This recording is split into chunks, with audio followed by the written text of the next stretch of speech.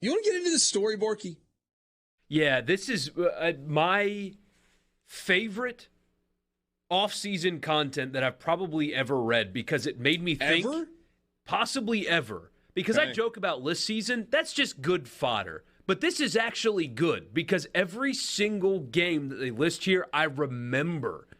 And we don't think about when games happen, right? Like this season, a football game will happen. Ole Miss will beat Kentucky. State will beat Texas A&M. And the fans celebrate, and we talk about it with energy because it's awesome. And then that's all it is because 10 years haven't gone by. 15 years haven't gone by. 20 years haven't gone by.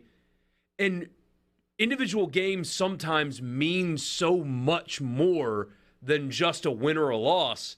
And this is the best exercise of that. There's one selection that I didn't quite get. All the others, though, 19 college football games that meant something so much more than just a win or a loss. I love this, and I've been excited to talk about it all day. From The Athletic, the 20 most influential college football games in the 2000s. So we're talking 22 years of contests on the field as we go into the 2022 season. Should we start at the top and work our way down, or at the bottom and work our way up? Your call. I like counting down to number one. All right. Colorado blows out Nebraska in 2001, and you go, huh? That's the game that kind of signified the end of Cornhusker dominance. You go to the mid-'90s when Tommy Frazier was going crazy and Scott Frost was going crazy, and those defenses were so dominant. But then it kind of turned down, and they got rid of Frank Solich when they probably should not have because they expected more than they were getting. And then it turned into a couple of decades of mediocrity. And here we are again with Nebraska in a season in which they must win to avoid making yet another coaching change. Their records since then, so that was 2001, right? They went 11-2, but lost that game at 11-1. 7-7, 10-3, fired Solich. 5-6, 8-4, 9-5, 5-7, 9-4, 10-4, 10-4, 9-4, 10-4, 9-4, 9-4, 6-7, 9-4, 4-8, 4-8, 5-7, 3-5, 3-9. Ooh. And before that, it was. So those 10-win seasons were in the Bo Pelini time, but he had anger management issues, and it was not sustainable. And before that, so they went 11-2 in 01, 10-2, 12-1, 9-4, 13-0, 11-2, 12-0, 13-0, 11-1. I mean, it was dominant. Dominance, and that game started the end of their dominating run, and they may never get back there.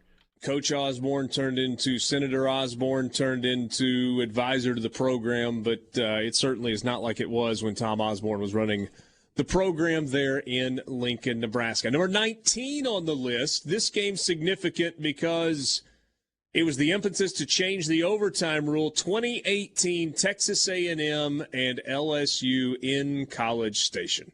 Ed Orgeron had to shake hands in defeat covered in Gatorade. They gave him a Gatorade bath, and a call in the field was overturned, so they had to keep playing, and they lost the game. He was soaking wet in Gatorade, shaking hands in defeat. And they ruined overtime because of that game. Ruined it. Yeah. Number 18, 2012, Ohio State beats Michigan State.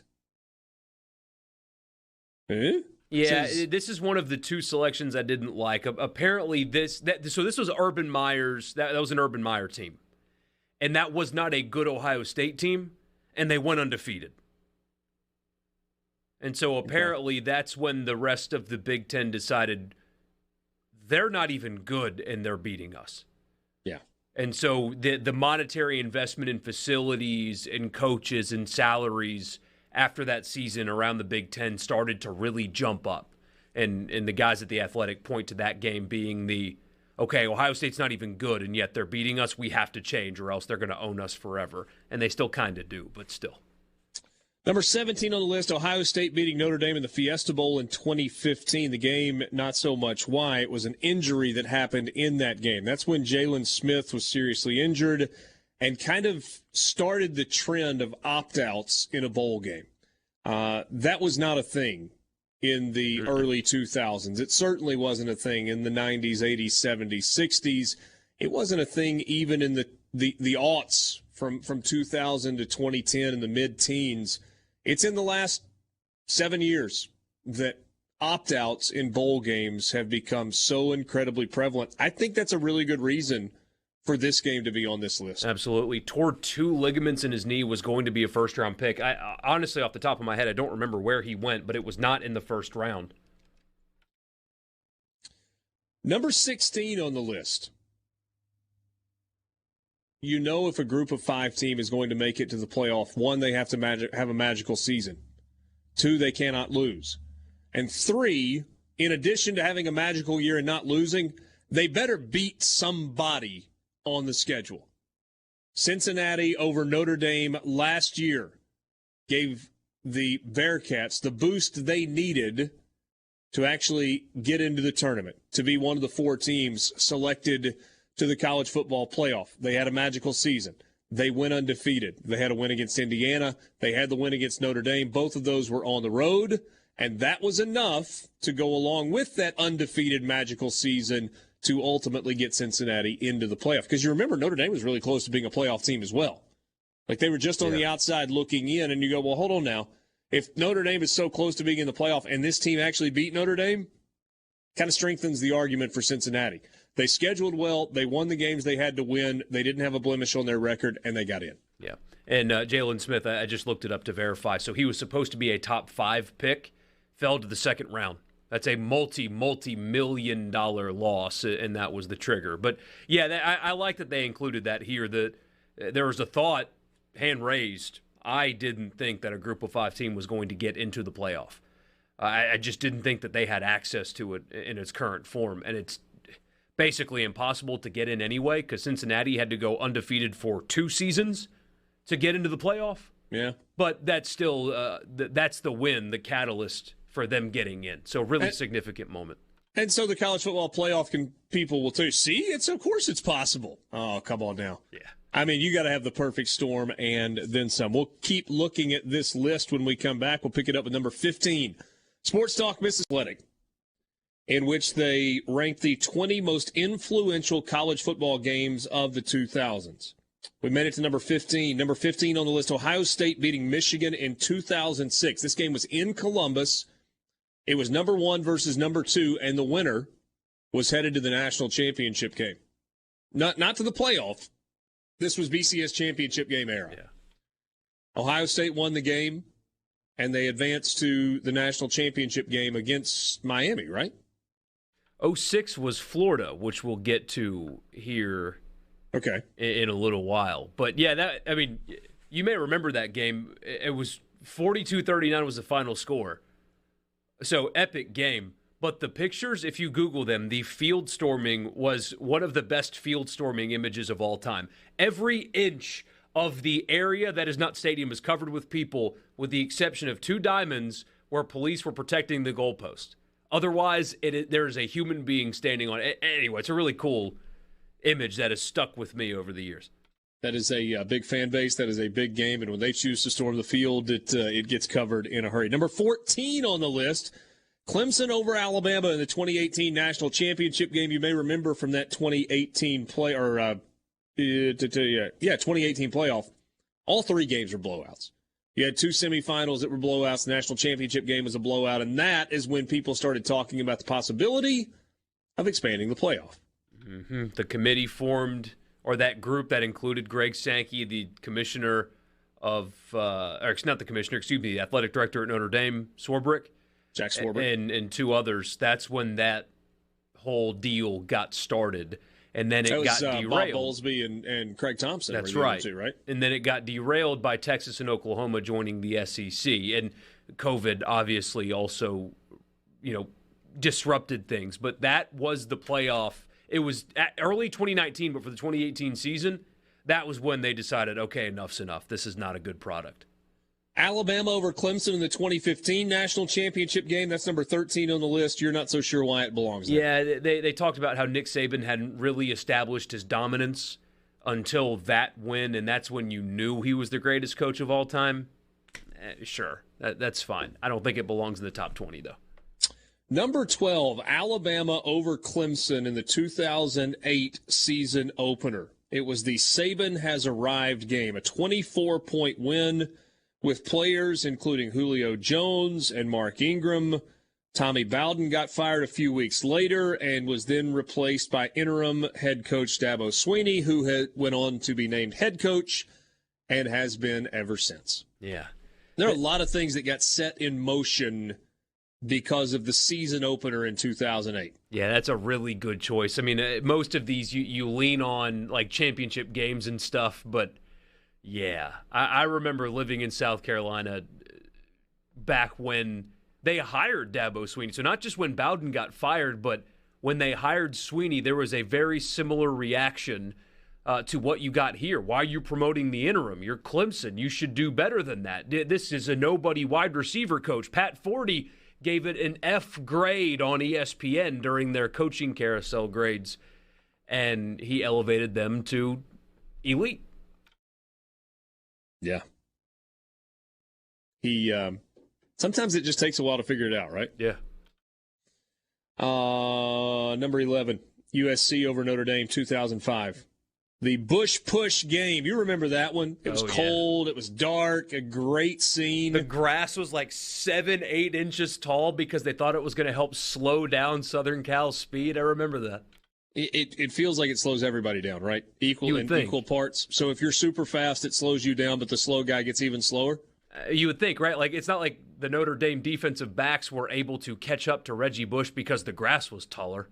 No, they got Bush into the end zone, though. No, it was Bush that was doing the pushing. He pushed Matt Leinart into the end zone. Absolutely. So what came from that? Well, the first really mega contract that we saw in college football, a 10-year, fully guaranteed contract for Charlie Weis at Notre Dame. And then ultimately they paid him to stop coaching at Notre Dame. Almost $19 million he got paid to no longer coach at Notre Dame. Apparently that was the first mega fully, because apparently Charlie Weis was being flirted with or NFL teams were interested, and Notre Dame really liked how year one went under Charlie Weis, and they got scared, and Weis had the leverage and got this first massive contract that turned coaching searches upside down. The question here is, do you remember where you were? My guess is yes. Number 10 on the list, most significant games of the 2000s. Auburn over Alabama in 2013, but it wasn't just any Auburn over Alabama. It was the kick six game. And there are stories that Nick Saban contemplated walking away after that season, and the loss may have actually inspired him to stay on. Where were you? I was in my dad's living room. Was visiting family, and most everybody wanted to watch. See, I was on Twitter, and everybody was watching the Clemson South Carolina game. And all I said was, because I saw everybody reacting on Twitter, and I said, Dad, put on the Iron Bowl. And my stepbrother's now wife said, no. And she was like kind of cussing at me, like, why? Don't turn this off. I said, Dad, put on the Iron Bowl. He flipped it over. Perfect timing. Twitter was way ahead of our feed. And we got to, Davis caught the ball after my dad flipped it over, and we got to see it happen. So, yeah.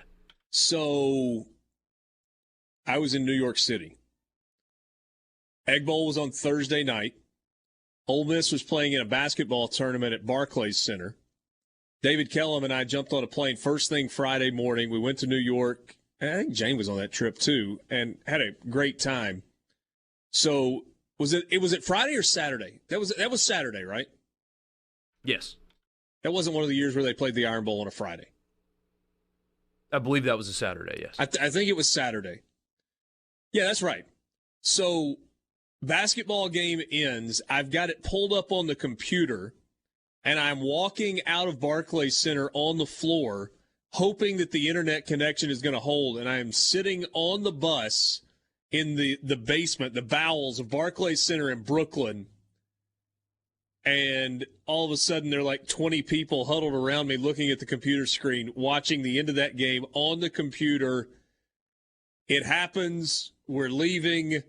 and then the internet signal goes out as the bus gets on that turntable and takes the elevator up to street level. So I got to see it happen, and it was like, you can't believe this is happening. It's unbelievable. And then the internet feed cut out. But got to see it from New York. What an incredible game. Oregon over USC in 2009. This is Chip Kelly against Pete Carroll. Carroll lost the game. USC lost the game. It felt like NCAA sanctions were coming down the pipe, and Pete Carroll hightailed it out of Southern California to the Pacific Northwest to be the head coach of the Seattle Seahawks. Yeah, and if you remember, I mean, his Southern Cal teams were so dominant, obviously, and apparently, I don't remember that game as much as others. I guess I was focused on the Southeast at the time, but apparently that was this Chip Kelly guy, he's about to be like the next dominating force in college football. This offense is unreal. He's got Oregon cooking. Never won anything, but that was when this guy, he's the next big thing. Who was the Oregon quarterback in 2009? Would it have been... That was before Mariota, wasn't it? Would it have been Masoli? Because Masoli played at Ole Miss in 2010. Let's see here. 2009 season, the win over Southern Cal. Jeremiah Masoli threw for 222 yards and a touchdown, ran for 164 yards and a touchdown. LaMichael James had 183 yards rushing that day, and Oregon beat USC 47-20 in Eugene. And Pete said, see ya. Exciting games. Some of them are, but games that changed or had a lasting impact. And we have made it to number 8. Yes, sir. And there's a little local flavor on that one, obviously. Texas Tech over Texas in 2002. That game was in Lubbock. That was the Michael Crabtree catch game. Aside from having a major upset there are people that point to that as being the beginning of the offensive revolution in the Big 12. Yeah, Mac Brown started opening it up a little bit. And, I mean, the Big 12 used to be a respected defensive conference, at least kind of. And then it quickly became they score a ton of points and they are Swiss cheese on the other side of the ball. Apparently, Mike Leach's success at Texas Tech paired with the inspiration for other teams to go to that wide open, throw it around offense caused the league to shift more towards points and less towards defense. Northwestern's head coach in the year 2000 was Randy Walker. They ran a spread offense, and that's why Northwestern is on this list for beating Michigan in the year 2000, the game where the spread option offense began to pick up a little bit of steam. Northwestern went 8-4 that year. They finished tied with Michigan at 6-2 in the Big Ten and finished second overall in the 2000 Big Ten Conference standings. Purdue at 6-2 had the tiebreaker that year, and despite going 8-4 overall, they were the BCS representative as conference champion that year. That was in the year 2000. Number 6, Oklahoma State over Iowa State in 2011. I believe, Michael Borky, that was it's a Friday night game. It was not a Thursday night game. It was a Friday night game. Actually, it was Iowa State that won. It was Iowa State that beat Oklahoma State. Yes, I'm sorry. I put that backwards. Iowa State won the game, upset an undefeated Oklahoma State, who was on its way to playing for a national championship. Yep, and they did not. And that game was when athletic directors and power brokers decided the BCS is not good enough. We need a playoff. And ended up with a playoff. And that was the sad circumstances, too. That was the game that Oklahoma State women's basketball coach, I believe also an assistant, and a couple of powerful boosters died in a plane crash 24 hours before they traveled to that game to play. And they were 10-0 and lost, and that was when everybody decided, okay, we need a playoff. Let's knock out these last 5 as we get to the end of the 4 o'clock hour. Boise State over Oklahoma in the 2006 Fiesta Bowl, one of those rare David beats Goliath stories. It was so much fun. The play calling was outstanding down the stretch in that game. Number 4, Florida over Ohio State in the 2006 national title game. That began the SEC's dominance in national championships. The SEC had 4 titles in the 25 years previous. They have won 12 of the last 16. Woo. Here you go. That was an Urban Meyer National Championship at Florida. Texas over USC in the Rose Bowl for the 2005 season. Simply the greatest game I've ever watched. Vince Young was an absolute star. You had star power all over the field. You had star power in the stands, on the sidelines. It was absolutely a who's who at that game.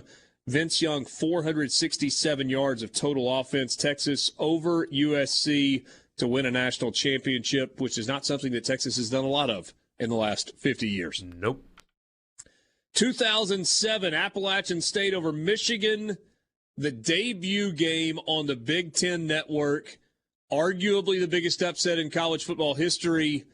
Appalachian State, you remember the radio call that went with it where the Appalachian State radio announcers just absolutely lost it. I get chills still. And I grew up hating Appalachian State. They were my rival. And I get chills still listening to that call. It's just awesome. And could you imagine? I mean, that is the equivalent of in 2014 when the SEC Network flipped it on and the first game they air is Georgia losing to Furman. That is the equivalent. Michigan losing to App State in the first game of the Big Ten Network. Whew. It's like you want to fold up shop. You're like, this Big Ten Network thing wasn't such a good idea. We don't need people watching this. Number 1 in the 2000s in terms of games of significance, Ohio State over Alabama in the Sugar Bowl in the 2014 season. That was the first year of the college football playoff. That was the first upset in the college football playoff. Cardale Jones, third-string quarterback for Ohio State. Ezekiel Elliott was a beast. Ohio State was incredible on that night. What a fun list down memory lane. Love it. Over the last 22 years